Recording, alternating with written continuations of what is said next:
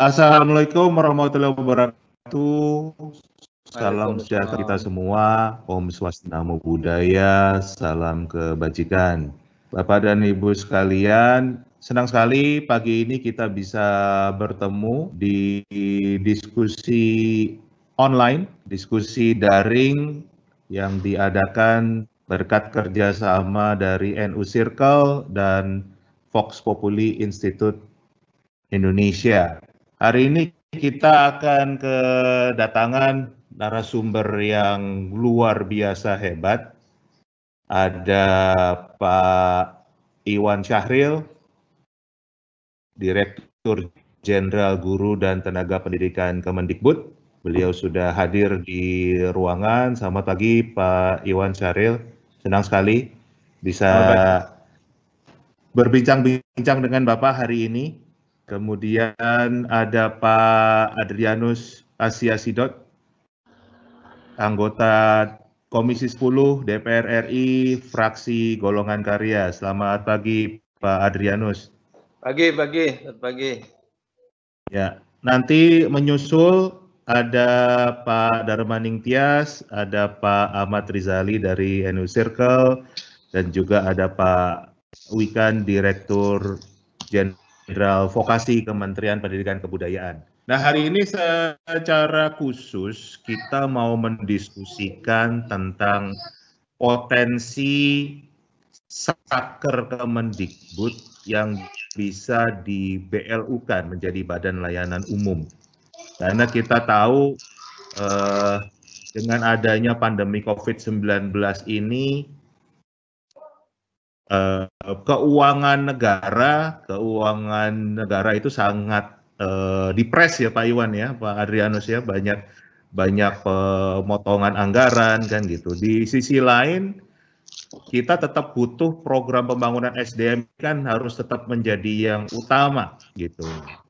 Jadi mungkin kita bisa melihat hal-hal yang memungkinkan untuk bagaimana program pembangunan SDM ini bisa terus berjalan tanpa benar-benar harus membebani keuangan negara. Gitu. Mungkin kalau kita bisa mulai, saya bisa minta Pak Iwan Syahril untuk bisa sharing dulu, mungkin ada planning sendiri, ada dari bagian dari Renstra di Kemdikbud tentang apakah ini menjadi suatu rencana atau wacana atau belum sama sekali atau bagaimana Pak? Silakan saya serahkan ke Pak Iwan Syahril. Baik, terima kasih Mas Indra. Sudah kelihatan screen-nya? Sudah. Oke. Baik. Mohon izin Bapak Ibu semua. Assalamualaikum warahmatullahi wabarakatuh. Selamat pagi, salam sejahtera buat kita semua.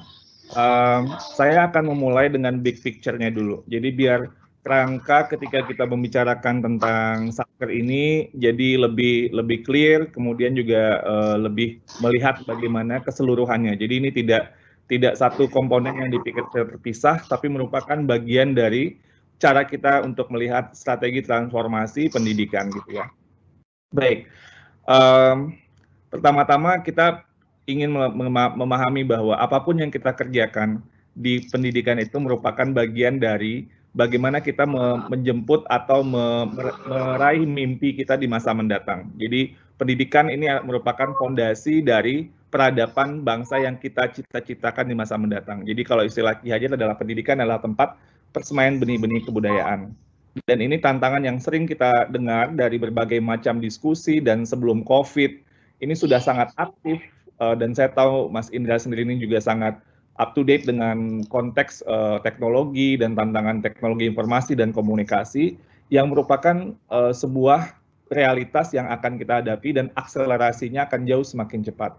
Nah, ini membawa kita untuk bertanya apakah pendidikan yang ada pada saat ini sudah relevan? Kalau belum, kalau yang sudah seperti apa untuk meningkatkannya? Kalau belum, kita harus meningkatkannya dengan sebaik mungkin.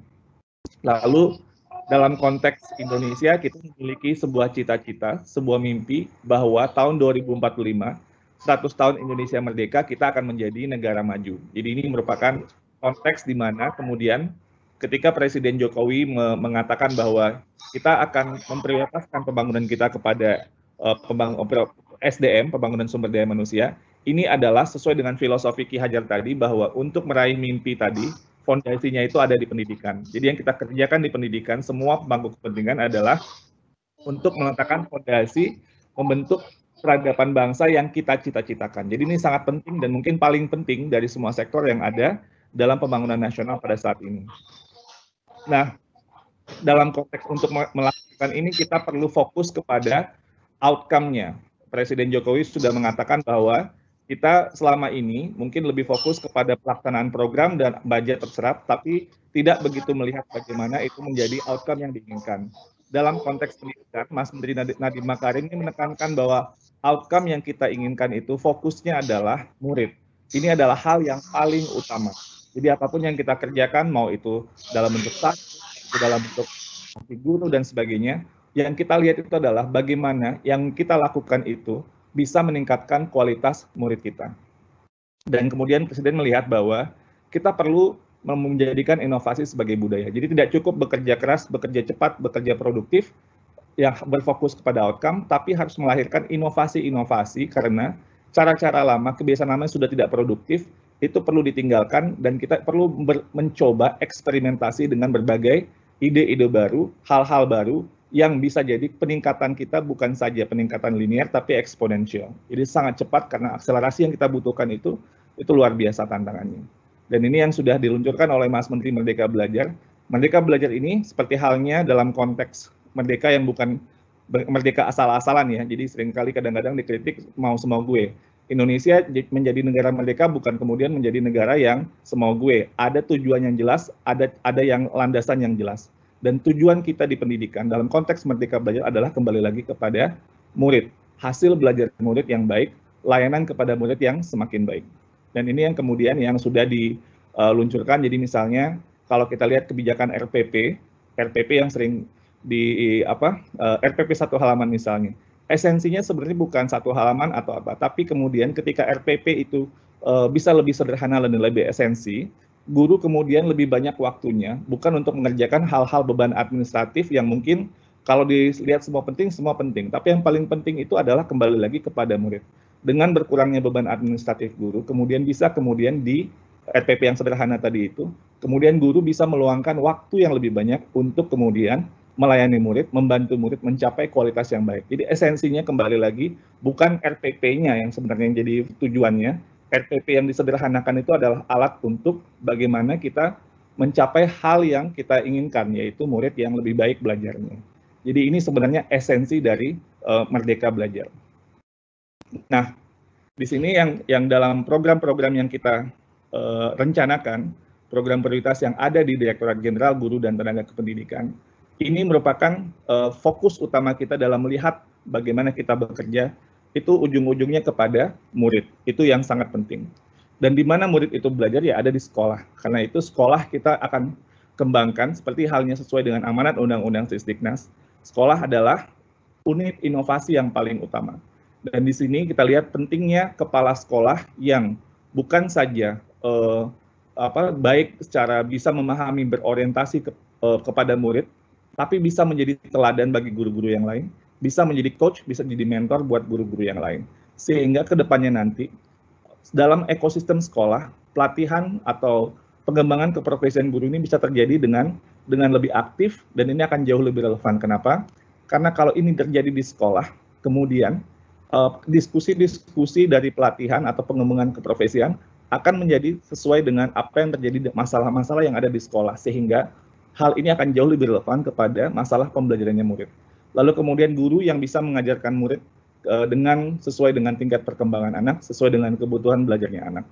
Dan komunitas yang bergerak bersama-sama, baik itu orang tua, tokoh masyarakat, tokoh adat, dan sebagainya, untuk membantu bagaimana baik guru dan kepala sekolah bisa lebih baik bekerjanya untuk melayani anak supaya hasil belajarnya lebih bagus. Jadi ini merupakan sebuah rangkaian dari apa yang kita pikirkan. Nah, GTK perannya apa? GTK perannya untuk melakukan program-program, kita banyak program, tapi ada 5 prioritas utama. Yang pertama, itu transformasi kepemimpinan pendidikan. Jadi di sini kita lihat bahwa pemimpin itu sangat penting, artinya Pemimpin yang kita inginkan adalah instructional leader yang memahami pembelajaran, yang bisa menjadi mentor buat guru-guru lainnya. Lalu yang kedua, transformasi PPG, prajabatan. Pendidikan calon guru ini sangat penting. Kita ingin guru yang bukan hanya sekedar bukan hanya kognitif atau mungkin pembelajaran yang berbasis praktek yang ada di dalam proses PPG, tapi yang paling penting memiliki orientasi nilai yang betul-betul melayani anak dan betul-betul ingin mengabdi dalam profesi guru yang untuk melayani anak. Nah, yang ketiga inilah yang dimana sekarang yang kita diskusi kita pada saat ini, yaitu pembentukan sebuah ekosistem belajar guru yang kita harapkan ada di setiap provinsi, yang menjadi sebuah ekosistem yang inklusif, aktif, dan dinamis, berkelanjutan. Maksudnya apa? Di sini bukan hanya inklusif hanya dari pemerintah saja, bukan hanya program pemerintah, karena kami percaya bahwa kita harus bergotong royong, kita harus melakukan upaya peningkatan kualitas pendidikan ini menjadi sebuah gerakan bersama.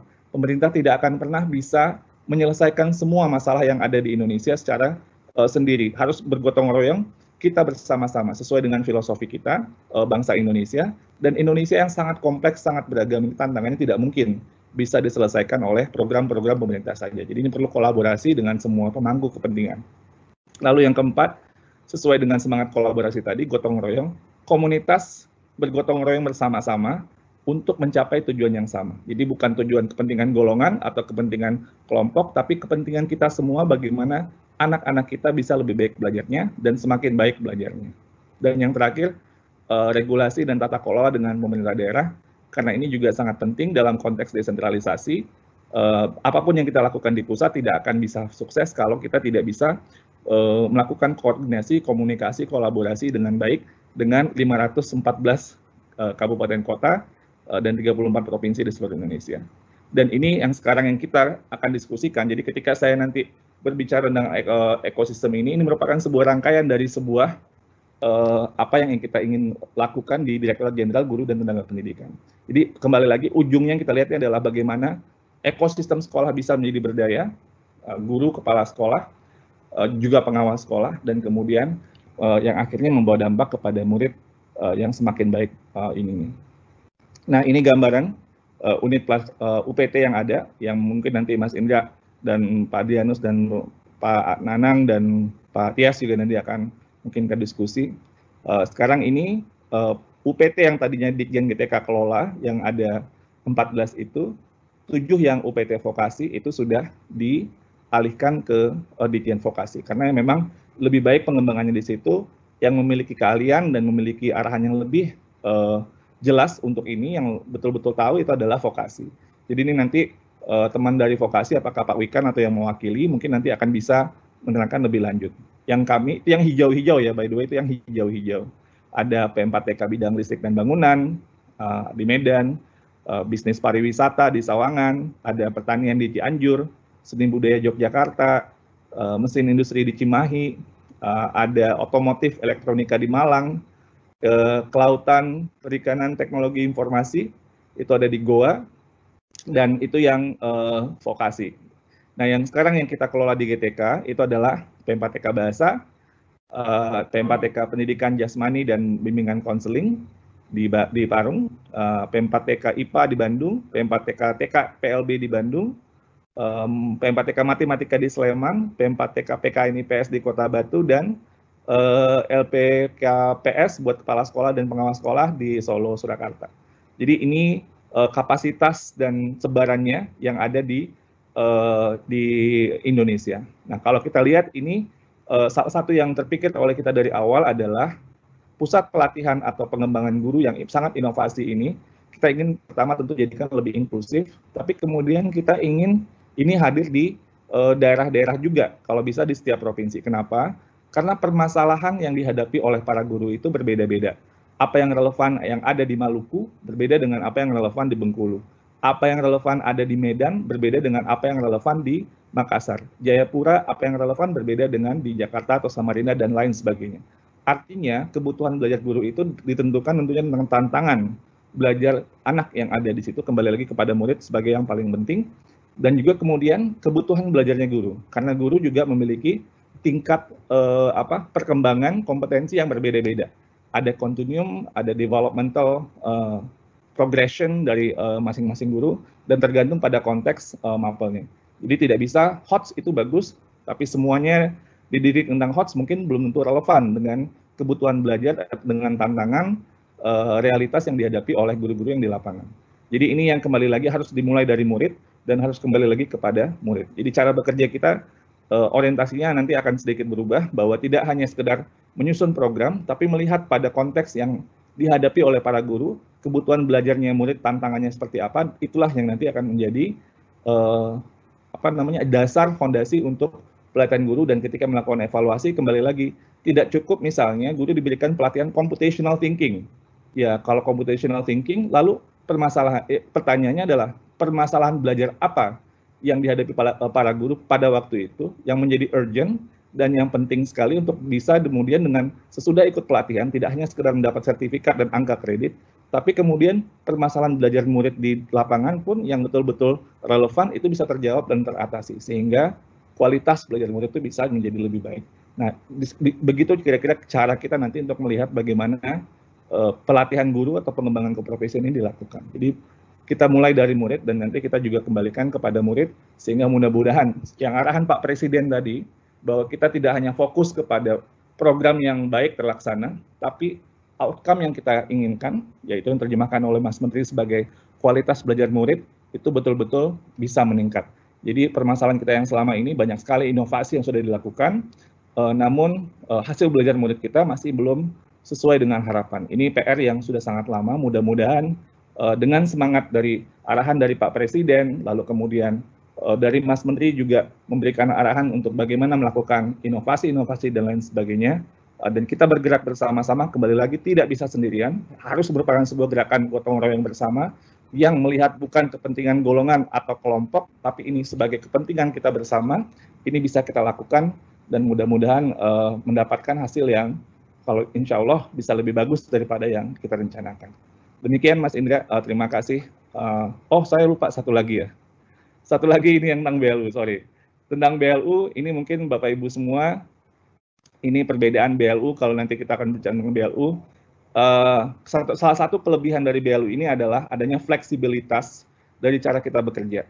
Karena ketika iklim inovasi ini, budaya inovasi ini membutuhkan iklim yang lebih luas, yang lebih fleksibel untuk sebuah ide-ide baru atau gagasan baru, dan tidak terikat dengan regulasi secara ketat. Jadi misalnya, kalau di BLU ini, salah satu peluang adalah kita bisa mempraktikkan kinerja bisnis yang tidak mengutamakan keuntungan, melainkan meningkatkan pelayanan kepada publik, kepada customer-nya, yang paling penting. Kinerja organisasi, produktivitas juga bisa lebih baik. Lebih ke customer focus, output oriented, manajemennya ala bisnis, dan kinerja berdasarkan produktivitas. Jadi betul-betul secara lebih profesional. Secara pengelolaan keuangan dapat melampaui pagu sesuai dengan ambang batas yang ditetapkan, memiliki saldo awal dan dapat dipakai di tahun berikutnya.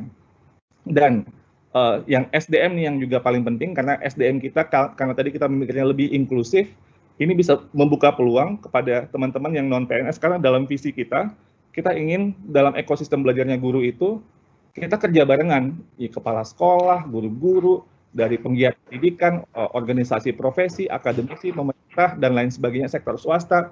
Kita gabung, kita kolaborasi, kita keroyok tuh apa masalah belajar murid bersama-sama, sehingga murid-murid kita bisa menjadi lebih baik. Jadi ini yang kita harapkan, dan kita lihat BLU merupakan sebuah opsi, dan ini tidak mudah, karena tentunya Bapak Ibu semua tahu ini ada prosesnya dan lain sebagainya. Namun mudah-mudahan bisa positif, dan mudah-mudahan ini bisa, terutama untuk di Direktur Jenderal Guru dan Tenaga Pendidikan, Satker yang ada ini bisa kemudian diberikan keleluasan untuk melakukan sebuah terobosan-terobosan yang bisa membawa dampak kepada hasil belajar murid. Demikian pengantar dari saya, Mas Indra. Terima kasih. Selamat siang. Ya, terima kasih Pak Iwan Syahril, luar biasa paparannya. Jadi kita baru tahu nih ternyata pengelola beberapa P4TK sudah tidak lagi di bawah Ditjen GTK ya, yang vokasi dialihkan ke Ditjen Vokasi, kan begitu. Nah, yang mau saya tanyakan Pak, untuk yang P4TK-nya di bawah Pak Iwan Syahril sendiri, apakah juga ada wacana karena untuk menjadi BLU? Karena saya melihatnya begini nih, Pak. Guru kita kan ada 3 juta nih, ya kan? Dan juga banyak yang dari swasta kan begitu. Sedangkan kalau saja kita melihat dari RKA-nya Kemdikbud itu sebelum anggaran dipotong saja kalau nggak salah target pelatihan guru kan tahun ini hanya kalau nggak salah di bawah 100.000 ya. Saya lupa sih pastinya gitu. Saya melihatnya begitu. Ini apa nggak ini sebelum dipotong ya anggarannya ya. Sekarang dengan anggaran dipotong saya nggak tahu akan jadinya seperti apa. Apakah dengan menjadikan P4TK misalnya menjadi suatu BLU itu bisa membuka lebih lebar kesempatan bagi guru-guru lain yang ikut pelatihan dengan kualitas pelatihan yang mungkin lebih mumpuni begitu. Gimana Pak Dirjen? Iya, seperti tadi yang kita lihat dari dari perbandingan kalau dengan BLU itu memberikan sebuah keleluasan untuk kita bisa bekerja dengan lebih fleksibel. Jadi artinya lebih bisa kita harapkan itu adalah ekosistem ya. Kita ini melihatnya lebih seperti ekosistem. Jadi dia ini sebagai pemberdaya. Kembali lagi seperti filosofi Merdeka Belajar, peran pemerintah itu lebih sebagai enabler, sebagai pemberdaya. Nah, dulu kan kita pernah punya Mas Indra dan Pak Adrianus mungkin dan teman-teman semua ingat kita punya Balai Penataran Guru kan di setiap provinsi. Yang kemudian transformasi menjadi LPMP kan. Nah, betul. Kita melihat pertama itu penting seperti Balai Penataran Guru, jadi ada hadir di setiap provinsi. Tapi kita ingin ada sebuah terobosan baru, yaitu yang lebih inklusif, yang kemudian dia lebih inovatif. Jadi kayak sekarang kalau dulu di Balai Penataran Guru bedanya dengan P4TK, kalau P4TK itu lebih yang inovatif atau nasional gitu ya. Kalau Balai Penataran Guru mungkin yang lebih pelaksanaannya gitu. Nah, kita ingin ini ada di situ gitu. Maksudnya di provinsi pun juga bisa, kenapa enggak gitu kan. Masalah-masalah yang mereka hadapi, kebutuhan belajar guru kan luar biasa. Mas Ida sangat tahu sendiri, banyak sekali tantangan yang kita hadapi. Kita ingin belajarnya guru itu yang relevan gitu, yang betul-betul sesuai dengan, kan nggak berbeda gitu kalau yang di Kupang gitu ya, itu kan berbeda tantangannya, kebutuhannya berbeda dengan kalau di misalnya Bandung gitu. Dan lain sebagainya. Jadi artinya kita ingin ada ownership bukan saja dalam konteks yang bisa dilatih, tapi juga apa yang dilatih. Ini perlu ada semacam assessment yang dilakukan oleh tim yang nanti ada di lapangan bersama-sama, kembali lagi secara kolaborasi. Itu apa yang kemudian yang pelatihan atau bentuk belajar guru, kebutuhan belajar guru yang relevan. Karena diferensiasi belajar itu kan bukan hanya siswa sebenarnya. Guru pun juga kan itu diferensiasi, kebutuhan belajarnya juga berbeda-beda gitu. Sesuai dengan tantangan, sesuai dengan tingkat perkembangan gurunya. Kan guru pun juga walaupun misalnya sama-sama guru matematika SMP gitu, tapi ada yang mungkin sudah lebih advance gitu, ada yang masih enggak. Nah, ini kan juga perlu semacam diferensiasi sehingga yang paling penting guru-guru itu kemudian apa yang masalah yang dihadapinya di lapangan itu bisa terjawab. Maksudnya di sini murid tadi kembali jadi ini tujuan utama. Jadi harus dimulai dulu dari pembelajaran murid, masalah belajarnya apa, lalu kemudian dilakukan pelatihan, dan nanti setelah dilakukan pelatihan dan sebagainya, evaluasinya adalah bukan saja program terlaksana dengan baik, akuntabel gitu ya secara keuangan dan lain-lain, tapi yang lebih penting adalah permasalahan yang tadi diidentifikasi di awal itu terjawab nggak? Dan bisa nggak meningkatkan hasil belajar murid. Jadi mulainya dari murid, kembalinya nanti ke murid lagi, sehingga arahan Pak Presiden tadi yang di awal itu, yang pidato beliau, yang beliau inginkan, kita jangan hanya fokus kalau pakai WhatsApp, sending aja, harus delivered dong, gitu. Itu kita laksanakan. Dan ini masif, Mas Indra, dan mudah-mudahan ya, saya sangat bersemangat karena semangat gotong royong kita luar biasa, Mas Indra, luar biasa. Dan ini baik itu dalam konteks yang di sebelum COVID itu dengan banyak sekali relawan-relawan yang ingin ikut dalam gerakan guru penggerak misalnya ya, dan kemudian dalam COVID relawan kedokteran yang luar biasa dari mahasiswa kedokteran, energi kita ini memang ketika kita memberikan ruang buat kolaborasi, gotong royong itu bukan sekedar dalam konteks wacana, memang hidup dalam masyarakat Indonesia. Jadi menurut saya dan memang tidak akan realistis kita melakukan ini sendirian, pemerintah, program-program pemerintah saja, harus berkolaborasi, harus menjadi ownership bersama kita. Ya, setuju sekali Pak Iwan ya, kondisi tersebut ya. Saya sendiri mengamati selama ini ya, kita bicara sebelum eranya Mas Menteri itu banyak sekali memang kegiatan pelatihan guru yang sekedar hanya event saja kan gitu. Artinya yang penting ada kan gitu. Tapi kita bicara hasilnya nggak pernah dibahas kan begitu. Jadi udah satu hal yang positif kalau dari arahan Pak Presiden harus delivered gitu Bu. Bukan cuma send aja kan gitu. Nah, mungkin ini Mas Darmanita sudah bergabung, tapi sebelum saya berikan ke beliau, saya minta Pak Adrianus Asiasidot untuk memberikan masukan, tanggapan dari apa yang disampaikan oleh Pak Dirjen tadi. Silakan Pak Adrianus. Baik, terima kasih Pak Indra. Selamat pagi Pak Dirjen. Jadi ada beberapa hal yang ingin saya sampaikan dari apa yang tadi dipaparkan oleh Bapak, dan juga dari pengalaman saya di lapangan, baik sebagai Kepala Dinas Pendidikan Kabupaten maupun juga sebagai Bupati, yang dimana guru ini menjadi salah satu permasalahan yang kompleks juga dalam penyelenggaraan kewenangan wajib dari pemerintah kabupaten, yaitu menyelenggarakan pendidikan dasar. Dulu tambah dengan menengah, tapi kemudian dengan Undang-Undang Nomor 23 tahun 2014 hanya untuk pendidikan dasar saja. Yang pertama Pak Dirjen, kita lihat tadi kan di seluruh Indonesia ini ada 14 UPT termasuk vokasi, tetapi hanya 6 P4TK yang sekarang ini ada di bawah GTK. Ya.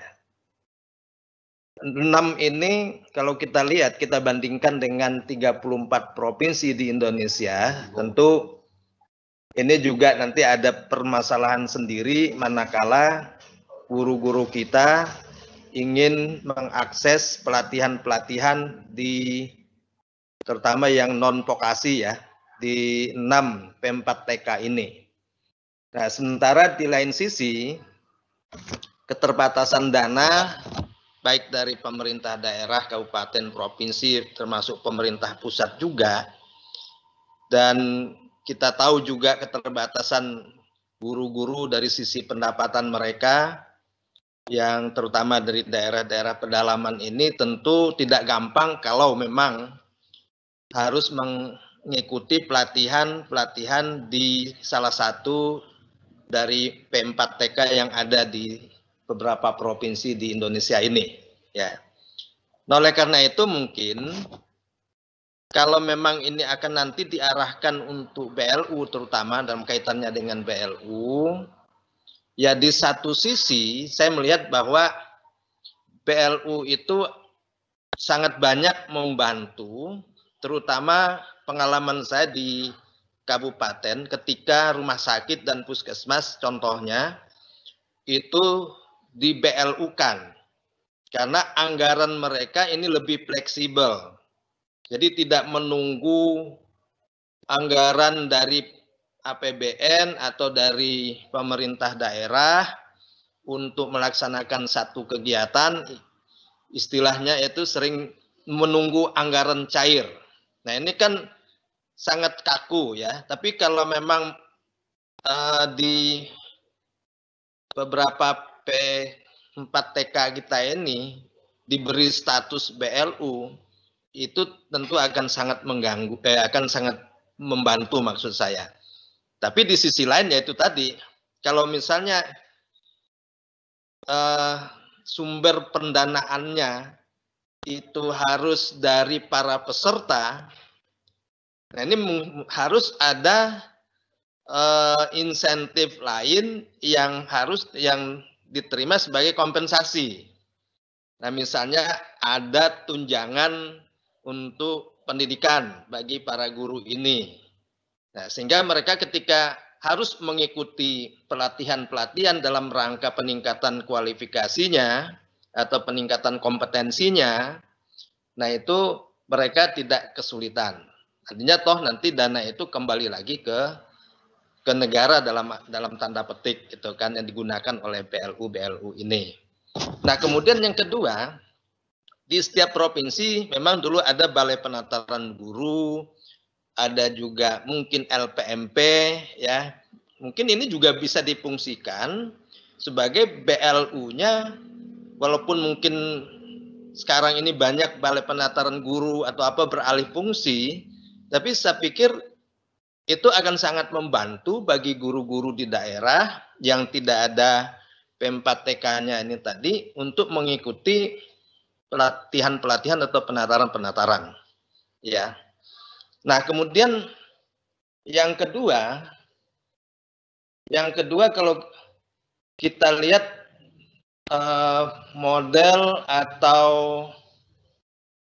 program pelatihan guru ya dalam rangka transformasi guru ini. Skema pendidikan profesi guru itu ada 2. PPG prajabatan dan PPG dalam jabatan. Nah, antara 2 ini, antara prajabatan dan dalam jabatan, itu kan polanya hampir sama, bisa online, bisa in class, bisa mungkin belajar mandiri itu ya. Belajar mandiri itu bisa online juga. Nah kalau ini dilakukan tentu optimalisasi fungsi-fungsi unit-unit kerja, peningkatan kompetensi guru di daerah, baik di provinsi maupun di kabupaten, ini saya kira akan lebih optimal lagi. Tapi kuncinya tentu adalah di pengawasan, di quality control-nya. Sehingga apa yang tadi disampaikan oleh Pak Indra, bahwa itu hanya sekedar seremonial saja. Ya.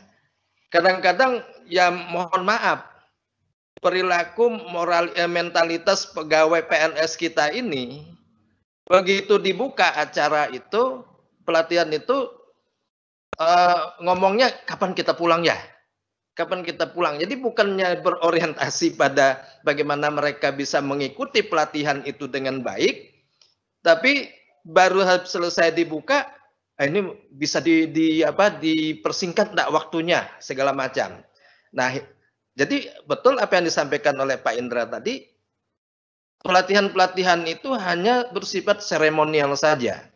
Nah, oleh karena itu apapun dia, apakah prajabatan atau dalam jabatan, itu harus ada quality control-nya, harus ada semacam board atau mungkin dewan atau apa yang mengawasi itu, ya entah dari perguruan tinggi setempat atau dari mungkin dari masyarakat sendiri, ya dari LSM, ya itu difungsikan untuk mengawasi ini sehingga tujuan peningkatan baik kualifikasi pendidikannya maupun juga kompetensinya itu bisa tercapai. Karena ini pengalaman-pengalaman saya, misalnya guru dengan kualifikasi pendidikan D2.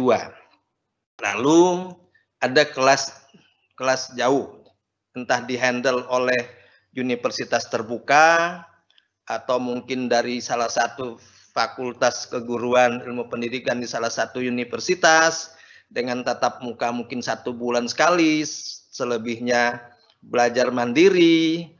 Nah, ini tidak menghasilkan apa-apa, Pak Dirjennya. Jujur aja, ya, hanya menghasilkan ijazah saja. Ya, kalau udah ijazah, ini Pak, kami sudah selesai, sudah dapat S1. Nah, jadi ini mau ngurus kelengkapan penyesuaian ijazah apa segala macam. Nah, orientasinya cuma itu. Nah, sekarang kalau kita memang mau mereformasi pendidikan kita, hal-hal praktis semacam ini di lapangan, ini memang harus betul-betul diawasi, Pak. Jadi program ini jujur aja di atas tuh bagus sekali, ya sangat-sangat bagus. Apa yang Bapak buat ini sangat bagus, ya secara konseptual. Tapi ketika di daerah, ini jadi masalah. Apalagi guru TK, guru SD, SMP, yang sekarang ini bosnya itu bupati. Guru SMA, SMK, bosnya gubernur. Jadi kalau dia mungkin lebih, jujur aja, lebih nurut omongan bupati, mungkin ketimbang omongan Pak Dirjen, mohon maaf ini. Ya, karena bosnya bupati. Dia mau ditaruh di mana, di SD mana, ya tergantung dari bupatinya. Nah itu, jadi ini juga jadi persoalan sendiri sekarang. Dan kadang-kadang guru ini juga sangat-sangat dipolitisir, ya artinya mereka itu juga kadang kalau sudah duduk, itu kamu kan dulu tidak dukung saya, udah kamu kepala sekolah, sekarang tidak usah jadi kepala sekolah lagi. Dan ini pengalaman-pengalaman di lapangan. Kemudian yang terakhir, Pak Dirjen, ini juga mungkin ya saya tidak tahu apakah ini best practice atau mungkin nanti salah satu apa yang bisa didiskusikan lebih lanjut untuk mengatasi kekurangan guru, terutama di daerah-daerah terpencil. Nah, mungkin kondisinya sama dengan daerah-daerah 3T ya, bukan hanya di Kalimantan Barat saja, tapi hampir di seluruh Indonesia. Yang namanya daerah pedalaman, apalagi kalau udah di luar Jawa itu, kelompok-kelompok pemukiman ini kan paling hanya 15 rumah atau 15 kakak, nanti jalan 3 jam lagi baru ketemu lagi satu kelompok pemukiman. Kalau kita dirikan sekolah di satu tempat, ini kasihan anak-anak kecil yang umurnya 3 tahun, 6 tahun, 7 tahun harus jalan 2 jam bolak-balik. Ini kan kasihan, Pak. Kalau kita bangun juga di setiap kelompok pemukiman itu tidak memungkinkan karena mahal juga. Dan guru-guru ini belum tentu mau ditugaskan di tempat seperti itu. Nah, saya menyiasatinya ketika itu saya menjadi Kepala Dinas Pendidikan tahun 2003. Saya menyiasatinya dengan apa yang saya sebut dengan program mobile teacher. Jadi guru-guru ini yang mendatangi pemukiman-pemukiman ini, mereka ada sekolah, memang mungkin sekolah pangkal sebagai pangkalannya, yang kelebihan guru, mungkin ada 10 guru, ada 12 guru. Kalau di ibu kota kecamatan itu kan sering kelebihan gitu kan. Nah, tenaga-tenaga yang kelebihan ini, yang masuk program itu, mereka dipersiapkan dulu kerjasama dengan kepolisian untuk menyiapkan fisiknya, mentalnya apa. Lalu mereka ditambahi dengan uang transport, biaya hidup yang besarannya kurang lebih dengan hampir sama dengan gaji yang dia terima 1 bulan. Nah, gaji bulanannya ya untuk anak istrinya di rumah, biaya ini untuk dia ini 6 bulan kemudian diganti lagi. Jadi 1 semester, begitu terus. Dan ini memang berjalan dengan baik, artinya bahwa pelayanan pendidikan di daerah-daerah terpencil dan sangat terpencil itu bisa diberikan kepada masyarakat. Mungkin itu saja Pak Dirjen, Pak Indra yang ingin saya sampaikan. Terima kasih. Selamat siang. Ya, luar biasa. Terima kasih Pak Adrianus. Itu menarik sekali program mobile teacher-nya, Pak ya. Itu di Kabupaten Landak ya, Pak? Atau Kabupaten Landak ya. Kabupaten Landak itu yang apa? Di ujung Indonesia kan, yang apa? Di bersebelahan dengan Malaysia kalau nggak salah ya. Iya, dia sih sebetulnya tidak secara langsung berbatasan dengan Malaysia karena ada Sanggau kan, di atasnya itu Sanggau. Dia Sanggau, ya. Tapi daerah-daerah yang paling ujung itu paling hanya berjarak belasan kilometer dari perbatasan. Tapi secara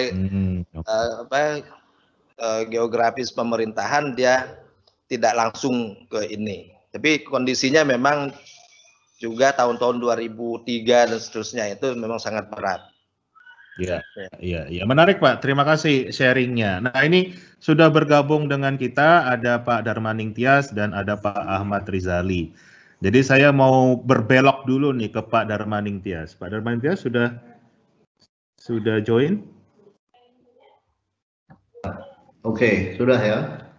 Nah, Pak Darmaning Tias, saya mau ada satu cuitan Anda yang cukup menarik dan menghebohkan nih kan beberapa waktu lalu di Twitter Anda mengatakan hati-hati terhadap kebocoran data kalau nggak salah di Kemdikbud, kemudian ada wacana tentang Pusdatin yang mau di BLU-kan gitu. Terus nggak lama kemudian benar ada kejadian data-data guru PNS itu bocor. Bisa diceritakan nih apa cuitan Bapak ini maksudnya seperti apa dan ada apa sih sebenarnya gitu. Kita jadi penasaran. Baik, terima kasih Pak Dirjen, Pak Andrianus dan kawan-kawan semua. Saya mohon maaf terlambat. Saya udah terlalu ngefans sama Zoom, jadi biasanya pakai Zoom, terus ini tiba-tiba pakai aplikasi baru. Jadi sebetulnya saya sudah prefer jam 8:15 itu udah coba-coba, tapi selalu salah, lupa yang saya masukin itu email saya, jadi nggak masuk pasti gitu. Ya, oke, baik, terima kasih. Ya, saya senang bertemu ini kemarin dengan teman-teman guru, ketemu Pak Dirjen, tapi lihat aja karena nggak bisa komunikasi. Sekarang saya senang karena juga ketemu Pak mantan Bupati Landak ya Pak Andrianus. Ya. Kebetulan Oktober lalu saya ke sana Pak, jadi saya tahu Landak kira-kira gitu. Ya, jawab Pak Indra dulu, sebetulnya kan ya saya ini kan aktivis, Pak Adrianus backgroundnya, jadi aktivis itu ya liar gitu, termasuk dalam menggali informasi gitu. Nah, yang ditanyakan Pak Indra tadi kan sebetulnya info suruing apa kalau Jawa, dalam bahasa Jawa itu ya kabar burung lah kira-kira gitu.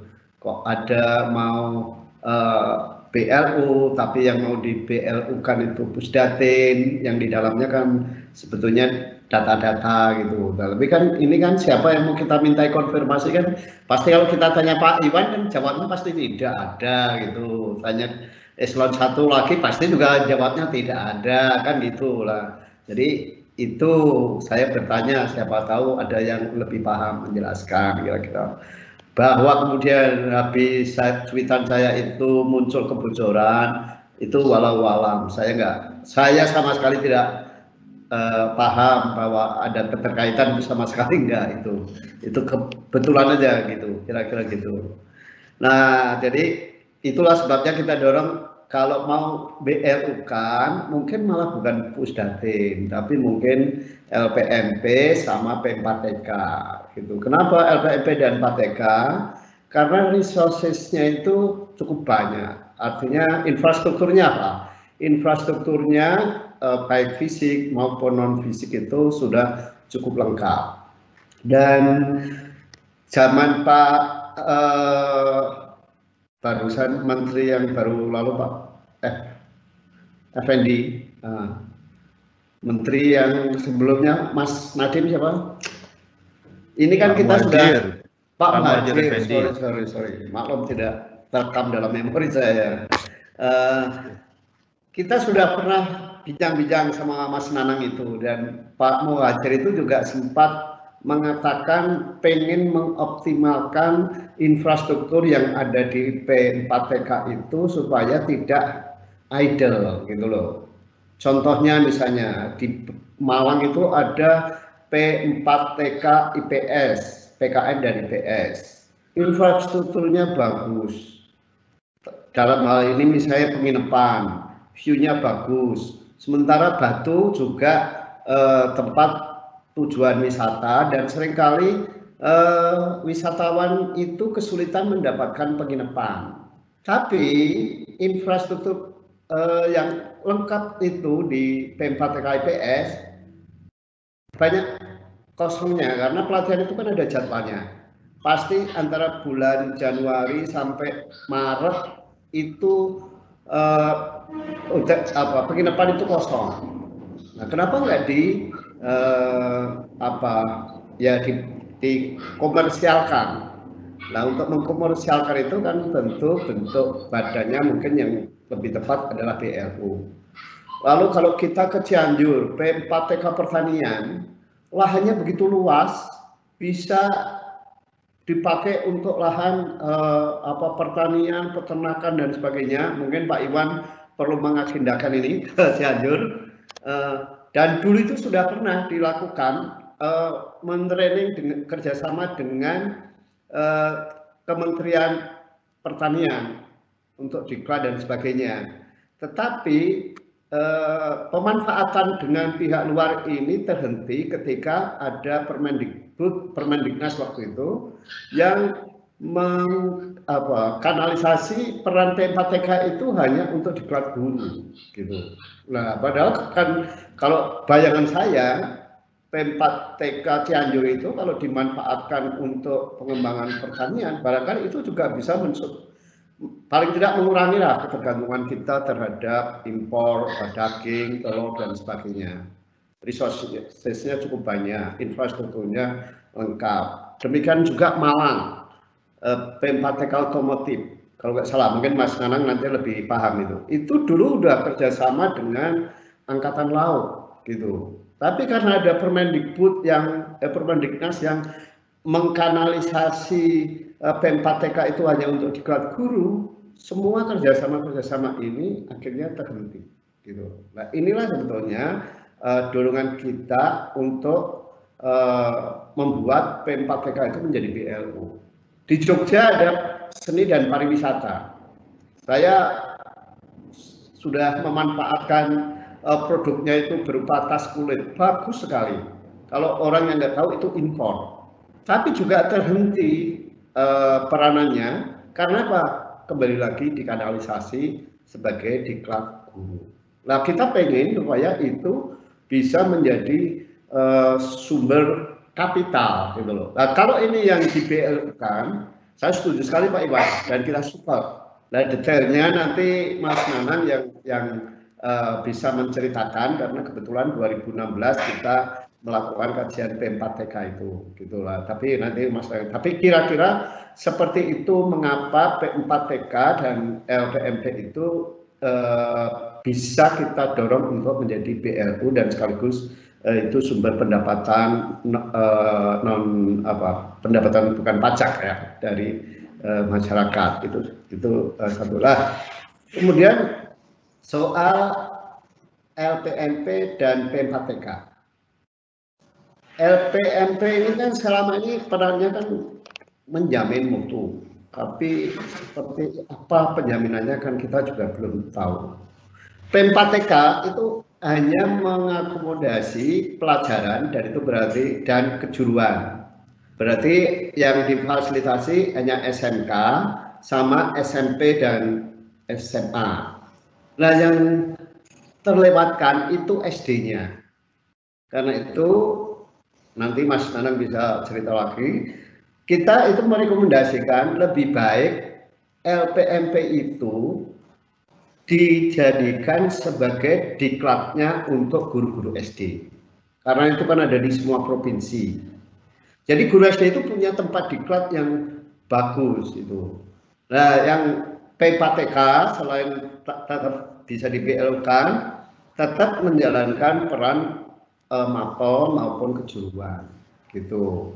Nah, penjaminan mutunya di mana? Menurut saya di SMP-nya itu yang diperbesar perannya gitu. Jadi Badan Standarisasi Nasional Pendidikannya itu nanti sekaligus juga yang akan menjamin atau mengambil peran penjaminan mutu yang selama ini diberikan oleh LPMP gitu. Nah, kalau ini dua langkah ini dilakukan, menurut saya ada dua keuntungan. Yang satu, SD, guru-guru SD itu punya tempat diklat yang pas dan itu ada di setiap provinsi, di sisi lain Kemdikbud juga bisa memperoleh PNBP dari PMPTK maupun LPMP tadi.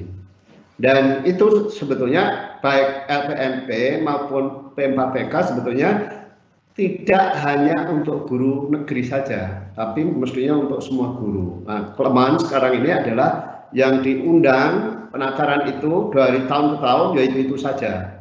Contohnya, untungnya istri saya kemudian nggak mau.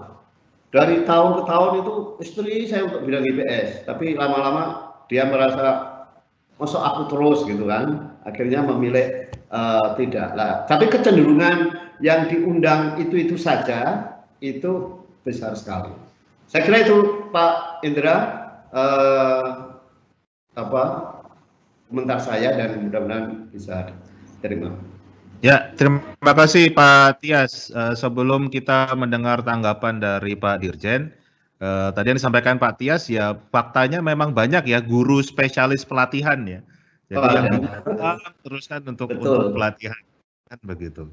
Nah, mungkin kita ke Mas Nanang dulu, Mas Ahmad Rizali. Monggo Mas, silakan di-share apa buah-buah pemikirannya, silakan.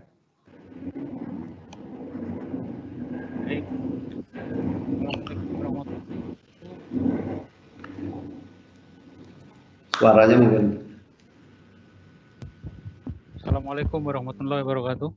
Waalaikumsalam warahmatullahi wabarakatuh. Kok sudah mirip Ustadz penampilannya sekarang? Gondrong tapi. Iya. Saya meneruskan Pak Iwan, Pak anggota DPR. Mohon maaf saya lupa. Mas Indra dan Mas Tias.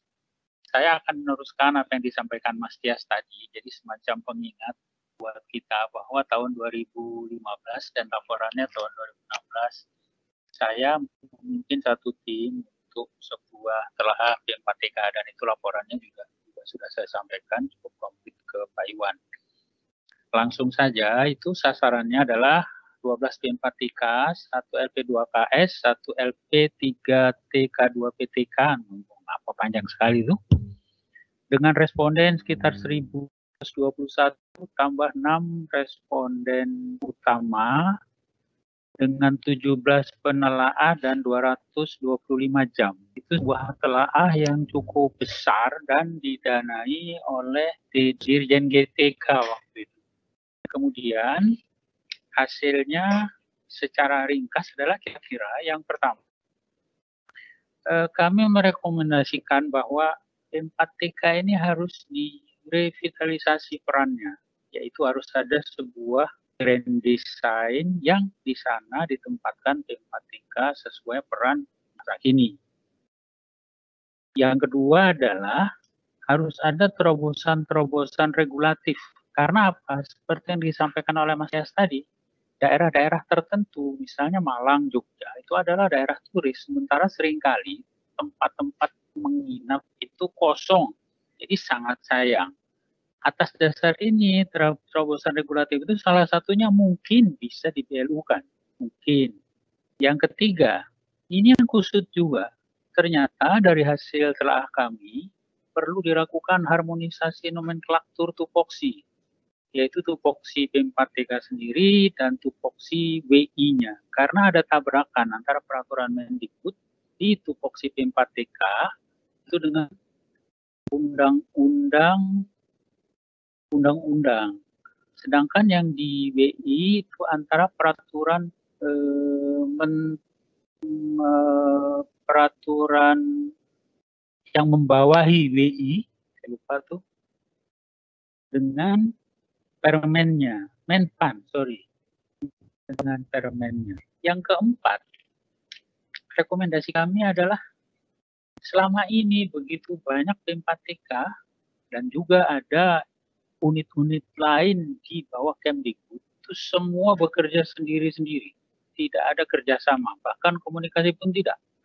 Saya sering katakan, bekerja sama melakukan upacara hari pendidikan nasional saja tidak pernah bersama-sama, dan apalagi 17 Agustus dan seterusnya. Kemudian seringkali juga kurang cepat melakukan terobosan-terobosan inovatif, misal penggunaan IT. Mudah-mudahan sekarang sudah. Yang keenam, jelas perbaikan tata kelola Widya Iswara. Karena bagaimanapun juga tim 4TK itu pasukannya adalah Widya Iswara. Jika mereka tidak terurus sejak rekrut hingga pensiun, akan sangat dan kami ketahui pada saat telah itu cukup banyak Widya Iswara mumpuni yang sudah mulai pensiun. Sementara penggantinya, mohon maaf, tidak terurus. Tidak terurus artinya tidak ada rencana-rencana mengupgrade mereka. Bagaimana guru menjadi baik jika gurunya guru tidak upgrade? Yang ketujuh, ini terakhir. Ini tadi pendaya gunaan dan peremajaan aset-aset 4TK, terutama laboratorium. Salah satu contoh di Medan, laboratorium BOE tentang mesin kendaraan ringan. Mereka masih menggunakan busi, sementara busi sudah tidak ada lagi. Akhirnya meskipun gratis, peserta guru tidak mau datang. Mereka bahkan mau membayar 2 juta untuk datang ke Jakarta. Yang kedua, misalnya di daerah Sawangan, 4TK wisata, itu semua alat-alat untuk masak itu masih menggunakan listrik yang luar biasa besar dan tidak bisa dilakukan untuk partai-partai kecil. Jadi perlu dilakukan revitalisasi daya gunaan dan peremajaan aset. Kemudian nyambung apa yang disampaikan oleh Pak Iwan tadi bahwa akan segera dilakukan pelatihan, harus dipastikan dulu Pak Iwan dan Pak Komisi Pak Adrianus bahwa OTK harus diubah segera agar jelas 4TK kejuruan itu di bawah siapa. Kalau tidak jelas, akan sangat sulit nanti untuk pelaksanaannya. Dan pengubahan OTK setahu saya, informasi dari kawan-kawan, itu harus melalui komunikasi dulu dengan Komisi 10, kemudian diturunkan melalui peraturan Mendikbud. Berikutnya, saya ingin memberi kesimpulan. Saya sangat mendukung dan mendorong sesuai dengan rekomendasi dari telaah ini agar 4TK yang aset-asetnya bisa didaya gunakan itu harus daya gunakan melalui BLU. Tetapi untuk hal-hal yang sifatnya rahasia, seperti tadi yang Mas Tias ditanya oleh Mas Indra, Pusdatin, data-data tentunya sebagai ASN pasti tahu bahwa ada data-data yang tidak mungkin dilepas menjadi BLU. Jadi saya jika itu dilepas, saya termasuk orang yang akan menolaknya. Demikian dulu pemantik diskusi saya. Terima kasih. Assalamualaikum warahmatullahi wabarakatuh. Waalaikumsalam warahmatullahi wabarakatuh. Terima kasih Mas Nanang, terima kasih Pak Tias. Tadi sebetulnya oleh Pak Dirjen sudah dijelaskan Mas Nanang. Kalau yang P4TK vokasi sekarang sudah berada di bawah Ditjen Vokasi kan gitu. Jadi apa yang Mas Nanang tanyakan tadi sudah beliau jelaskan. Nah ini sebetulnya sayang sekali nih hari ini Pak Dirjen Vokasi kita. Ya Mas. Sebentar Mas Indra. Memang iya secara gagasan seperti itu. Tetapi saya dengar informasi itu anggaran atau DIPA itu masih di satkernya. Jadi masih semuanya di bawah Pak Iwan. Harusnya segera dipindahkan langsung OTK-nya ke bawah Ditjen Diksi. Jika sudah di Ditjen Diksi, P4TK itu kan, vokasi, ya pendidikan vokasi, Diksi, akan bisa dilakukan. Jika masih di bawah Pak Iwan juga pasti nggak akan melakukan apa-apa untuk yang kejuruan itu nantinya. Karena merasa, wah ini kan sudah di Ditjen Diksi. Itu kayaknya begitu. Jadi kalau segera dilakukan pelatihan, mereka pasti akan berpikir juga kelihatannya mah harus segera didorong, mudah-mudahan bisa tahun ini. Terima kasih. Iya, iya. Dan ini sayangnya Pak Dirjen Vokasi nggak hadir nih, Mas Nanang. Kemana nih beliau nih? Pasti ada yang lebih penting lah daripada acara ini. Oh, oke, siap. Kalau gitu kita mau ke Pak Dirjen, Pak Iwan Syahril. Silakan Pak, bisa diberikan tanggapan dari apa yang disampaikan Pak Tias dan Mas Nanang tadi. Silakan. Oke, terima kasih Mas Indra, Pak Adrianus, Pak Tias, Pak Nanang. Udah lama nggak ngobrol langsung nih sama Pak Tias, biasanya WA sama Pak Nanang juga. Semoga sehat-sehat ya Pak berdua. Oke, ini sebenarnya ini tempat bertanya saya juga nih sebenarnya Pak Tias sama Pak Nanang juga. Oke, baik. Dari Pak Adrianus dulu yang tentang apa tadi Pak yang tadi di highlight salah satunya, saya juga mobile learning, saya nggak tahu ternyata Pak Adrianus dulu kepala dinas pendidikan juga ya sebelum jadi bupati, luar biasa juga tuh. Menurut saya juga akrab dengan Landak walaupun belum ke Landak Pak. Ada beberapa mahasiswa saya dari Landak dan itu fighting spiritnya luar biasa Pak. Saya sangat salut. Mereka bagus-bagus. Jadi saya nggak tahu apa yang dalam ekosistem masyarakat di situ, tapi dari interaksi saya dengan yang dari Landak tuh biasanya positif biasanya Pak. Fighting spiritnya bagus sekali. Ya, alhamdulillah Pak Dirjen, terima kasih. Jadi kita tahu Landak tadi saya akrab Pak, walaupun belum sempat ke sana seperti Pak Tias, tapi belum ada kesempatan. Tapi saya udah cukup akrab karena kesannya sangat positif dari interaksi orang-orang Landak, mahasiswa saya yang di kampus sebelumnya. Oke, lalu kerjasama dengan pemerintah daerah Pak, betul. Ini makanya salah satu kalau yang tadi kita lihat Bapak Adrianus tadi saya sempat paparkan yang pilar yang ke sebelah 5 itu paling kanan itu, ya mau nggak mau itu harus dilakukan memang realitas desentralisasi pendidikan, otonomi yang kita hadapi pada saat ini, variasinya 514 tambah 34, macam ragam yang konteks yang harus dihadapi ketika pusat melakukan sebuah gagasan dan lain sebagainya, dan kita juga salah satu refleksi kita benar Pak, dari kita nggak bisa langsung ke kepala dinas kadang-kadang karena memang yang paling didengar ya bupatinya atau wali kotanya gitu ya Pak, yang otoritas yang lebih langsung. Makanya dalam berbagai inisiatif misalnya seperti BOS, kita melakukan memang harus kerjasama dengan lintas kementerian, dengan Pak Tito, dengan Bu Sri Mulyani gitu ya, supaya dalam konteks komunikasi dan koordinasi secara high level itu sudah clear dan sudah jelas sehingga engagement ke bawahnya bisa lebih baik, itu komunikasinya bisa lebih lancar. Jadi mudah-mudahan itu langkah yang kami pikir tuh harus terus dilakukan karena tidak akan mungkin bisa sendirian. Pak Tias, ini saya sebenarnya sepakat sih Pak dengan konteks P4TK. Memang kita udah lagi berpikir ke sana. Kita ingin yang kita visinya tuh sebuah ekosistem belajar guru Pak Tias yang inklusif Pak. Jadi nggak eksklusif, cuman hanya orang-orang tertentu atau ini merupakannya program pemerintah. Kita ingin kepala sekolah, guru itu memiliki ownership, kepemilikan dari ekosistem atau hub tempat mereka nanti belajar. Kita bayangkan seperti BPG tapi lebih inklusif gitu Pak, lebih memberdayakan komunitas gitu ya, penggiat-penggiat pendidikan, organisasi profesi, akademisi, semuanya bisa join di situ dengan tujuan yang sama, yaitu bagaimana masalah belajar murid itu bisa kita atasi bareng-bareng. Dan ini kan memang hadirnya di setiap provinsi itu penting karena kebutuhan belajar guru kan berbeda-beda di setiap provinsi. Jadi nggak bisa kita guru itu menunggu di pelatihan bulan berikutnya, tahun berikutnya baru ada anggaran gitu. Karena murid kan nggak bisa menunggu, murid kan terus belajar gitu. Jadi kita perlu cara kerjanya mungkin sedikit berbeda lah. Kita perlu lebih bareng-bareng gitu. Karena keahlian itu kan sebenarnya tersebar di mana-mana. Jadi nggak bisa saling membantu, saling mengisi, saling menguatkan. Jadi murid-murid kita akhirnya bisa terlayani dengan lebih baik.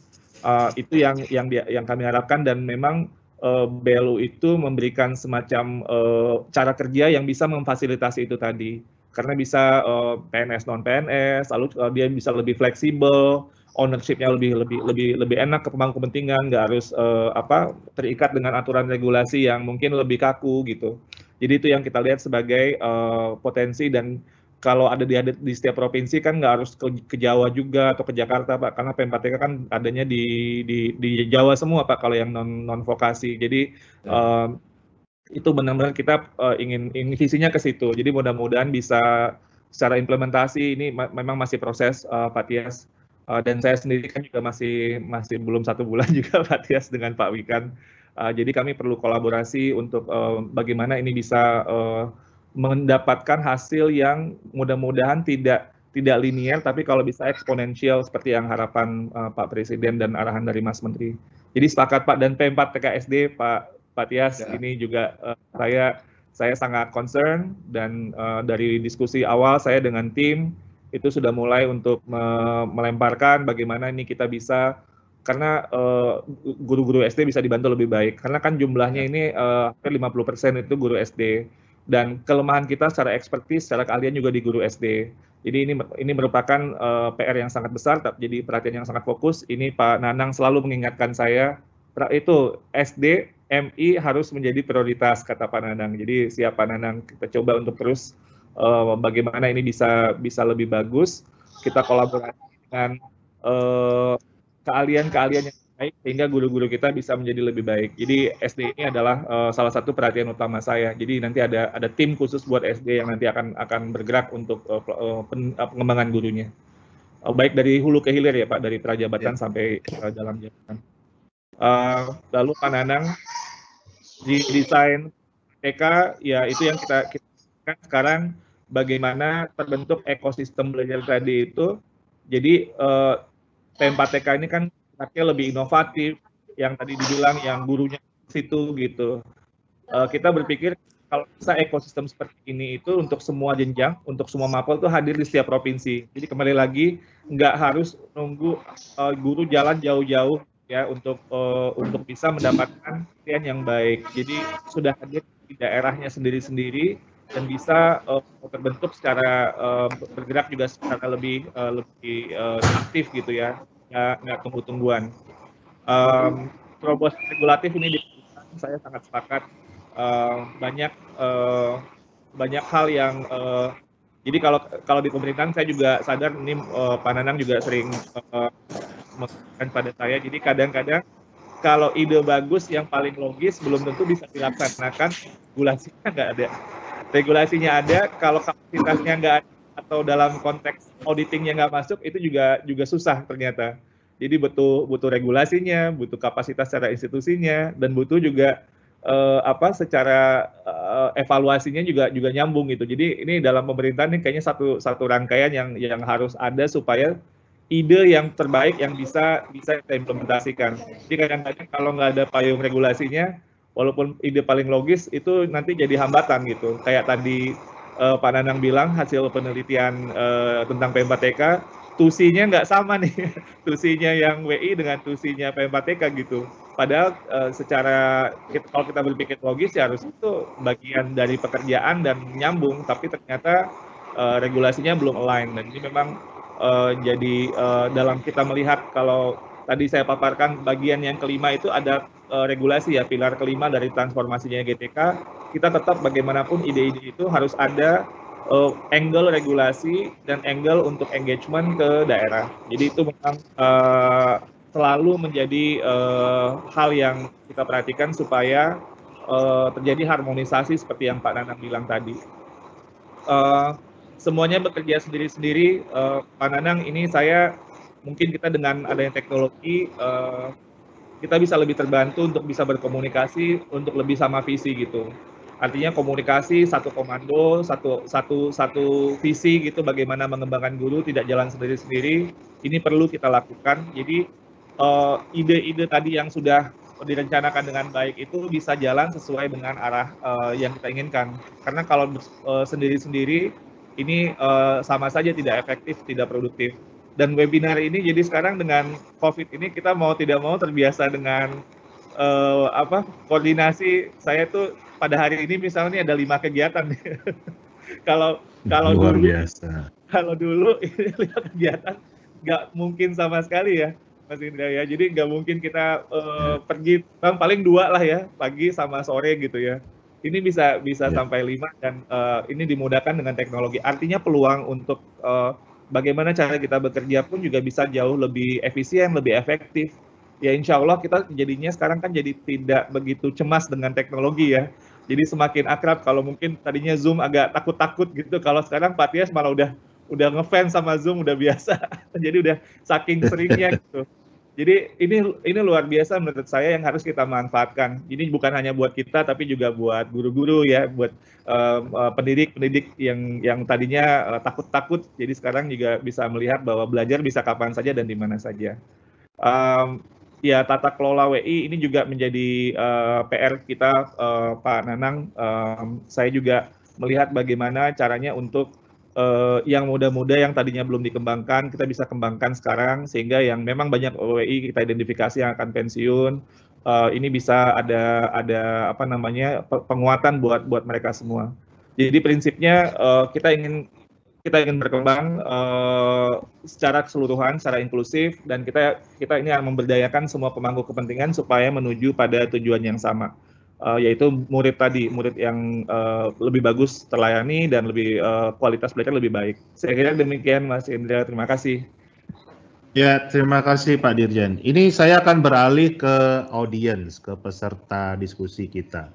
Ini ada dari Pak F. Hari Cahya, moderator Forum Dialog Kebangsaan Yogyakarta. Beliau ini menyampaikan pernyataan, saya setuju jika PM4TK dijadikan BLU, sehingga PM4TK memiliki daya akomodir yang luas dan cepat, baik untuk kebutuhan peningkatan kualitas guru maupun orang tua yang kelak akan menjadi guru. Dalam era new normal, di mana rumah akan menjadi second classroom maksudnya, bagi proses belajar siswa, khususnya matematika yang selama ini menjadi momok, yang ditakuti banyak orang, bagaimana orang tua bisa ambil bagian dalam pembelajaran matematika. Kita harus mengatakan selamat tinggal ketakutan terhadap matematika, dan ini bisa menjadi terjadi kalau orang tua meneladani kepada anak, siswa didik, untuk menyenangi matematika. Tinggal tugas Kemendikbud melalui PM4TK untuk menemukan metode belajar matematika dasar yang menyenangkan bagi siswa didik dan orang tuanya. Terima kasih. Ini salah satu masukan dari peserta.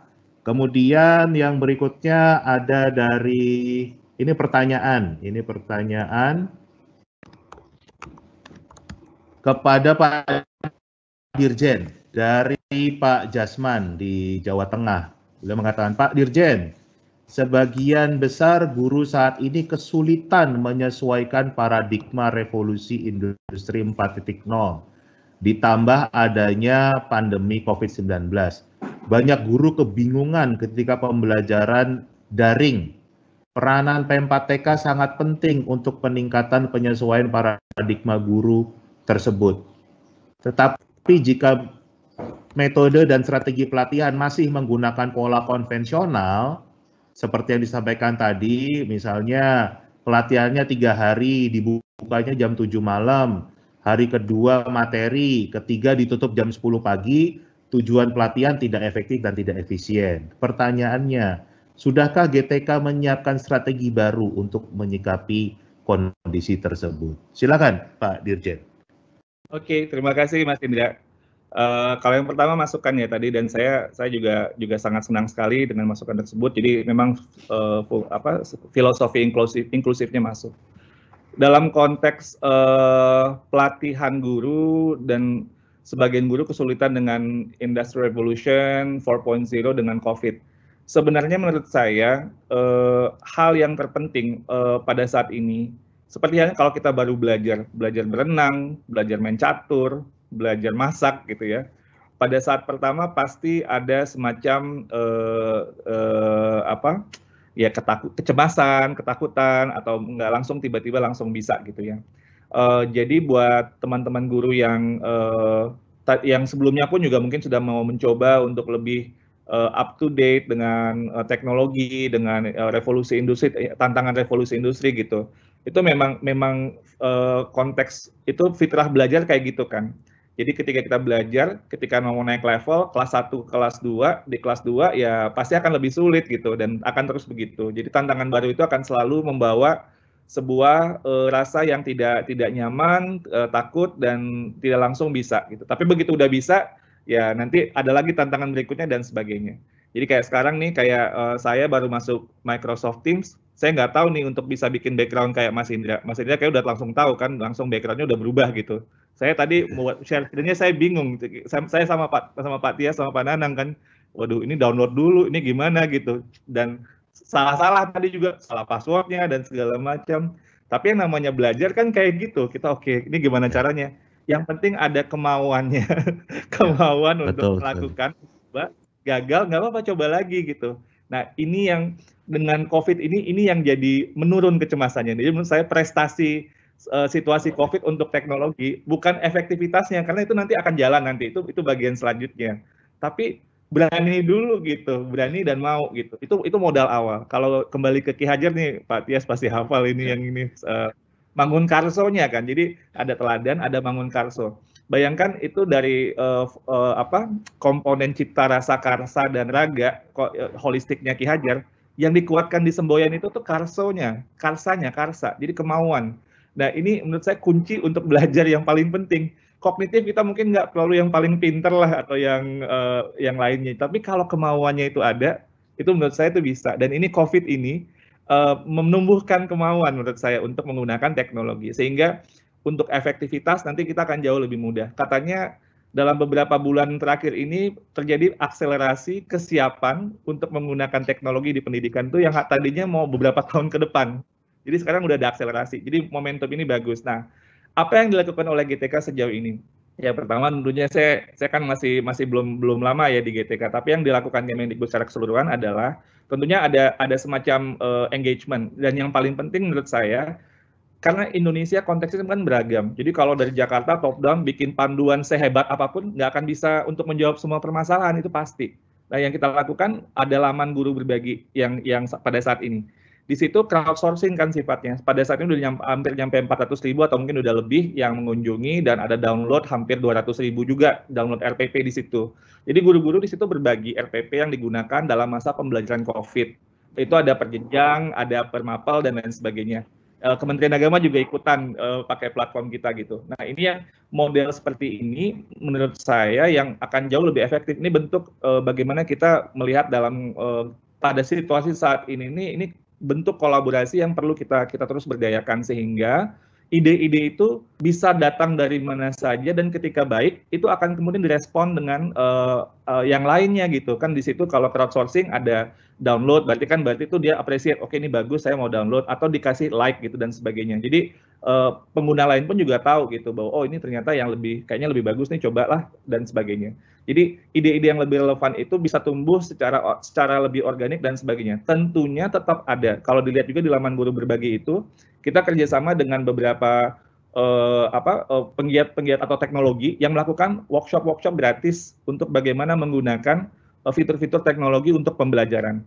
Dan kembali lagi, ini menjawab kalau seandainya tadi masalah yang disampaikan oleh Pak Jasman ya, bahwa ini pelatihan di PMPTK masih model jadul gitu ya, masih yang seperti yang lama gitu. Terobosannya dari mana? Ya ini, komunitas ini yang akan, karena expertise itu kan ada di mana-mana.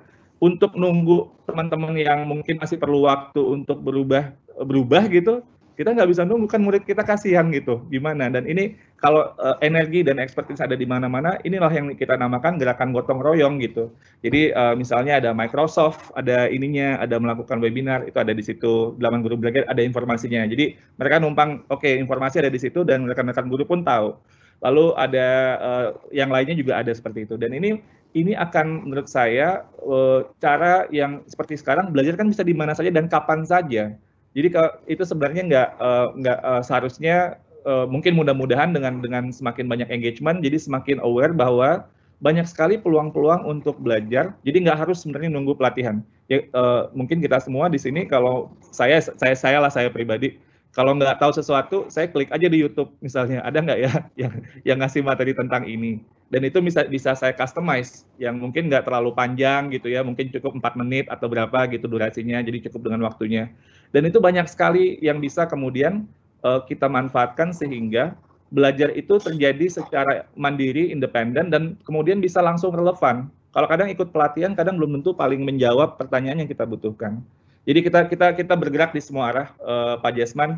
Di PM4TK tentu kita dari saya sendiri sudah mulai untuk melakukan koordinasi. Tentu perlu waktu ini kemudian bisa ada perubahannya dan mudah-mudahan lebih cepat daripada yang kita harapkan. Namun pada saat yang bersamaan semua expertise energi yang ada kolaborasi dengan kita yang kita ingin lakukan ini bisa terjadi. Dan yang lebih penting lagi ketika esensi dari guru penggerak kan dia berdaya dan dia memberdayakan. Guru-guru berdaya, merdeka yang kita inginkan dengan filosofi yang seperti Bapak Pendidikan kita inginkan itu bisa belajar terjadi dengan jauh lebih cepat dan jauh lebih relevan dan langsung untuk menuju kepada siswanya atau murid yang kita inginkan itu bisa lebih tercapai. Jadi kita bergerak di semua lini, Pak Jasman. Di pemerintah kita lakukan pembenahan dengan semua keterbatasan, mudah-mudahan bisa lebih cepat daripada yang kita inginkan. Tapi juga kita ingin juga memberdayakan komunitas yang terus ingin aktif membantu, berkolaborasi, membantu semua guru untuk belajar. Terima kasih Pak Dirjen. Apakah ada yang mau menambahkan? Mungkin Pak Adrianus, Pak Tias, atau Mas Nanang dari apa yang disampaikan beliau? Ya, izin Pak Indra, saya mau nambahkan aja. Silakan. Bisa langsung? Silakan Pak. Oke, tadi kan Mas Nanang mengajukan persoalan tentang media iswara yang termasuk juga nggak ada perekrutan. Tapi dengan penjelasan Pak Dirjen tadi saya jadi terpikir mungkin peran PM4TK itu sebagai pull of media iswara gitu loh. Jadi nggak harus merekrut pegawai baru menjadi calon wijaiswara di situ, tapi dia ya hanya ngumpulin dari ahli-ahli misalnya yang IT ya nanti ambilkan dari yang ahli IT, yang ahli metodologi pembelajaran ya mereka diundang, jadi semacam full of consultant gitu loh. Jadi dengan begitu beban ekonominya juga jauh lebih ringan. Apalagi kalau nanti bentuknya BLU, itu dengan mudah akan bisa melakukan kontraktual dengan pihak ketiga. Itu usulan saya. Lalu soal PM4TK kejuruan. Nah, kita juga sebetulnya Pak Dirjen nggak usah bangun PM4TK baru. Kemdikbud kerjasama aja dengan Dipnaker. Naker itu kan punya BLK di setiap kabupaten, kota, dan provinsi. Tapi saya juga tahu yang dilatih ya sama dengan guru tadi. Itu saja. Nah, karena kalau ada karena kita itu selalu di antara Kemdikbud sama Dipnaker. Diklat untuk guru kejuruan memanfaatkan BLK yang ada sesuai dengan kompetensi yang mau dikembangin gitu. Jadi tidak harus ngembangin PM4TK nanti juga itu memakan biaya besar, tapi mengoptimalkan infrastruktur yang dimiliki oleh Kementerian atau Dinas Tenaga Kerja. Itu aja Pak Indra, terima kasih. Saya mau coba mengklarifikasi masuk Pak Tias ini, apakah pertanyaannya itu yang dimaksud adalah, yang saya tahu kan Kemdikbud punya rencana membangun balai guru penggerak, ya kan? Apakah ini maksudnya tidak perlu membangun itu balai guru penggerak? Karena juga ini mungkin bisa klarifikasi dari Pak Dirjen, ya, karena informasinya macam-macam nih, ada yang mengatakan dibangun di setiap provinsi, tapi dari Humas mengatakan ini ad hoc kan gitu. Mungkin kita butuh klarifikasi dari Pak Dirjen. Silakan. Pak Dirjen dulu atau saya dulu merespon? Mending saya dulu ya Pak. Ya ada, monggo Pak. Silakan Pak Tias dulu. Iya, kan saya tadi di awal sudah mengatakan LPMP itu kan ada di setiap provinsi. Jadi menurut saya sih lembaga itu mending mengoptimalkan peran LPMP. Jadi tidak harus membentuk lembaga baru, tinggal tupoksinya aja yang diubah, termasuk juga kelembagaannya. Artinya apakah tupoksinya hanya sekedar melatih guru yang ada saja atau tadi lebih inklusif, dan kelembagaannya itu tadi apakah akan tetap satker atau BLU. Kalau saya ya berpijak pengalaman yang ada itu pada BLU gitu. Jadi menurut saya begitu Pak. Monggo Pak Dirjen kita dengerin aja. Oke. Terima kasih Pak Indra. Terima kasih Pak Tias. Mas Indra, saya mau klarifikasi tentang BGP ini nih. Jadi ini kayaknya imajinasinya kayak udah kemana-mana deh tentang BGP, membangun, kayaknya proyek baru dan lain-lain. Ini gimana gitu ya. Padahal yang tadi yang saya nerangkan itu, yang pilar ketiga itulah yang sebenarnya jadi konteks Balai Guru Penggerak yang inklusif dan lain-lain itu. Jadi, nah strategi kelembaganya itu yang sekarang kita lagi kaji tentunya, mana yang paling terbaik dari kayak usulannya Pak Tias, salah satu yang kita pertimbangkan gitu ya, yang model yang sudah ada kan setiap dan memang gitu kan Pak, yang kita inginkan kan memang memanfaatkan apa yang sudah ada dan membuat itu lebih efektif, lebih efisien kan memang seperti itu. Jadi yang saya sudah tadi jelaskan itu Mas Indra, itulah yang kita namakan Balai Guru Penggerak ya. Masalah kalau dalam diskusi kan perlu penataan dulu nih. Kita kan ingat Balai Penataran Guru yang di masa lalu kan. Jadi kita untuk LPMP sekarang gimana gitu. Nah, itu yang sebenarnya kita inginkan dan kita ingin itu hadir di setiap provinsi karena hub belajar, ekosistem belajar guru ini penting sekali, kan guru penting kualitasnya dan ini harus yang lebih relevan buat guru, yang lebih relevan buat muridnya dan inklusif gitu. Jadi nggak yang Balai Penataran Guru dulu kan itu lebih apa ya, mungkin sesuai dengan zamannya pada waktu itu kebutuhannya ya. Tapi sekarang dengan kayak sekarang ini udah jauh lebih memungkinkan untuk kita jauh lebih efisien, bisa lebih lebih efektif dengan banyak hal lah. Jadi nggak perlu kayak, saya setuju, saya sepakat Pak Tias, saya terima kasih atas usulannya bahwa yang kayak apa tadi semacam apa Pak, pool of Widya Iswara gitu Pak ya dari Widya Iswara. Jadi hanya of talent. Ahli ini otaknya di sini ini, jadi nggak perlu merekrut Widya Iswara baru. Terima kasih Pak Tias usulannya. Itu jadi menajamkan yang tadi kita sudah pikirkan dan ya memang semangatnya kan gotong royong itu, dan ketika kita sudah ada available talent-talentnya sebenarnya dibandingkan kita harus bangun lagi dari awal dan sebagainya, sementara kita nggak bisa nunggu, percepatannya akselerasi luar biasa. Jadi ya kita bisa, saya sepakat dan itu menajamkan lagi. Terima kasih Pak Tias. Oke, sama-sama Pak. Nah, ini diskusinya makin hangat, tapi waktu sudah lewat dari ini dan saya tahu persis Pak Dirjen masih punya 4 kegiatan lagi. Jadi sayang sekali kan itu. 3 karena 1 udah sebelum ini. Wah, berarti pagi-pagi banget Pak Dirjennya. Nggak tahu saya ada apa hari ini tuh kayaknya pada bikin semua hari ini. Oke, Mas Nanang silakan. Masih mute kayaknya. Pak Indra sama saya dulu. Silakan Mas Nanang. Halo. Pak Iwan, saya melihat bahwa peran dari Dinas Pendidikan dalam hal ini pemerintah daerah itu masih sangat minim dalam rancangan-rancangan pendidikan dan budaya. Padahal menurut pengetahuan saya selama ini, saya yakin juga Pak Adrianus itu sangat tahu. Mereka lah yang memiliki sekolah, memiliki guru dan semua. Dan pendidikan kebudayaan hanya memiliki NSPK itu. Jadi sekali lagi saya mohon kepada Bapak untuk memikirkan kembali apakah memang diperlukan pendekatan kelembagaan. Salah satu contohnya saya selalu ngotot memaksakan ada untuk SD dan MP.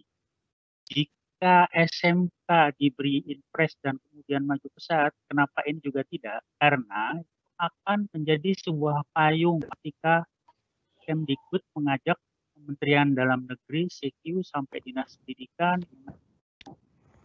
kerja dan seterusnya, cari impres. Jika tidak, mereka punya fokus sendiri-sendiri, nggak akan peduli dengan pendidikan. Itu saja, Pak Indra. Terima kasih. Assalamualaikum warahmatullahi wabarakatuh.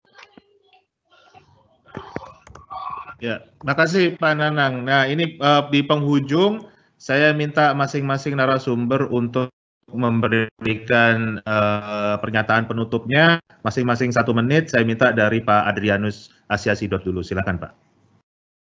Baik, terima kasih Pak Indra, Pak Dirjen, Pak Nanang, Pak Tias, teman-teman sekalian.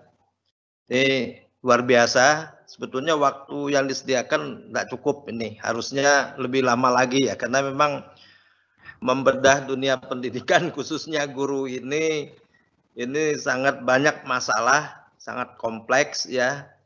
Mulai dari jumlah, kemudian juga mutu, ya kita belum bicara lagi yang lain-lain gitu kan, soal kesejahteraan, apa segala macam. Tapi saya kira ini menjadi satu pembuka, supaya diskusi-diskusi seperti ini, saya kira bolehlah, mungkin, dan minta juga kesediaan Pak Dirjen, baik Dirjen GTK, Dirjen Vokasi, dan Dirjen-Dirjen yang berkaitan tentu dengan masalah-masalah pendidikan, ini saya kira bisa kita ajak diskusi supaya wawasan kita terbuka, kemudian juga bagaimana kita sama-sama memikirkan masalah pendidikan ini. Nah, terutama tadi kalau memang P4TK ini mau di BLU-kan, terutama yang paling layak lah untuk di BLU-kan itu sebetulnya P4TK vokasi. Itu yang bisa menjadi semacam mitranya dunia usaha, dunia industri. Ya. Tapi bukan berarti bahwa yang lain tidak bisa. Mengingat ini memang kita belum tahu nih, COVID ini berapa lama. Anggaran di Kementerian Pendidikan itu udah terpotong 4,9 triliun. Ini termasuk di GTK ini. Jadi banyak sekali kegiatan yang di-delay. Nah, karena itu ini juga mungkin di era new normal, salah satu jalan keluar untuk mengatasi persoalan anggaran ini, beberapa UPT seperti P4TK ini memang kalau menurut saya itu bisa di BLU-kan. Tapi nanti kan kita bicarakan dalam RDP nanti Pak Iwan ya, bagaimana, apakah Komisi 10 setuju atau enggak ini di BLU-kan, nanti kan kita bahas lagi untuk selanjutnya. Tapi saya pribadi sangat mendukung, karena pengalaman saya waktu di kabupaten, kalau dulu rumah sakit mau beli obat itu harus menunggu anggaran cair, sementara orang sakit ini kan nggak bisa nunggu. Ya. Tunggu dulu Pak, nggak ada obatnya. Ini baru anggaran cair, baru misalnya bulan April, padahal dia sakit bulan Januari, kan nggak bisa nunggu. Nah, memang ini lebih fleksibel, tapi tentu dia tidak tetap profit oriented, tapi manajemennya manajemen bisnis. Saya kira itu bagus ya. Ada terobosan-terobosan seperti itu. Tapi sekali lagi pengawasan memang harus diberikan secara ketat. Ya. Mungkin itu aja Pak Dirjen, nanti lain kali kita barangkali bisa diskusi lebih ini lagi, terutama nanti di RDP, barangkali ada hal-hal yang memang mau disampaikan juga terkait dengan kondisi guru di daerah. Terima kasih Pak Iwan. Terima kasih. Terima kasih Pak Adrianus. Berikutnya Pak Tias, silakan statement penutupnya.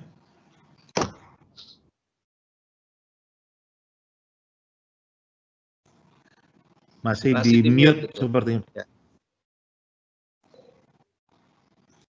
Ya, jadi tahun lalu kan sebetulnya Kemdikbud sudah melakukan kajian SMK yang di BLU-kan ya.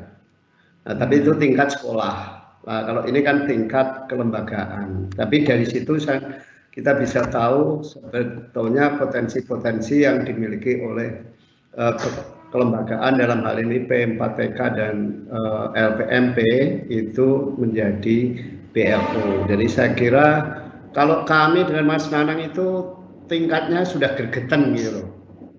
Jadi sebetulnya yang terjadi di lapangan teman-teman P4TK juga gitu Pak Andrianus.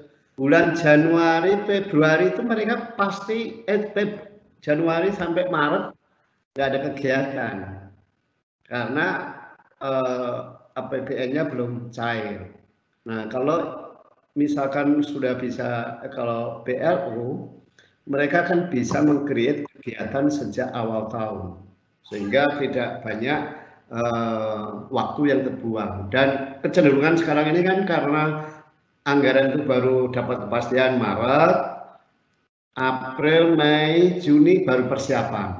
Diklatnya nanti paling Juli sampai September. Jadi waktunya mendesak sehingga semua serba tergesa. Tapi kalau misalnya kelembagaannya diubah lebih fleksibel, terus keuangannya dengan sendirinya juga lebih fleksibel, sejak Januari mereka sudah bisa melakukan kegiatan pelatihan baik untuk guru maupun non guru. Nah sebetulnya soal apa yang di BLU kan Pak Andrianus itu sangat tergantung. Misalnya seperti yang saya katakan tadi, di Malang itu IPS itu mata pelajaran, tapi yang bisa dikapitalisasi sana adalah tempat penginapannya gitu loh. Jadi semua tergantung pada potensi yang dimiliki oleh masing-masing P4TK. Di 4TK Seni Jogja itu ruang auditoriumnya untuk pentas musik, untuk pentas teater bagus sekali, tapi banyak kosongnya gitu. Contohnya semacam ini. Jadi banyak potensi, nanti tergantung di mana keberadaan P4TK dan LPMP itu ada gitu. Cuma memang menurut saya yang paling penting selain tadi butuh dukungan DPR adalah regulasinya, terutama nanti menghadapi daerah. Karena kalau berdasarkan kajian Kemdikbud soal SMK yang di BLU-kan, itu kendalanya kan sebetulnya ada di pemerintahan daerah. Nah, jangan sampai nanti ini juga nanti pemerintah daerahnya itu menjadi penghambat dari proses optimalisasi dari fungsi P4TK sebagai BLU itu. Saya kira itu Pak Indra. Terima kasih. Ya, terima kasih Pak Tias. Mas Nanang, statement terakhirnya Mas, silakan.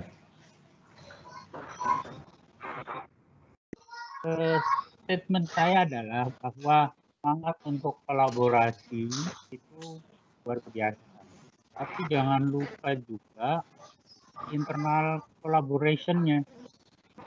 Karena kadang-kadang itu internal sudah oke saja, sementara kawan-kawan internal menunggu yang ditampilkan oleh Mas Tias. Jadi tiba-tiba kalau semuanya kurang baik, tiba-tiba yang macet, ternyata informasi tidak clear, akhirnya tidak jalan.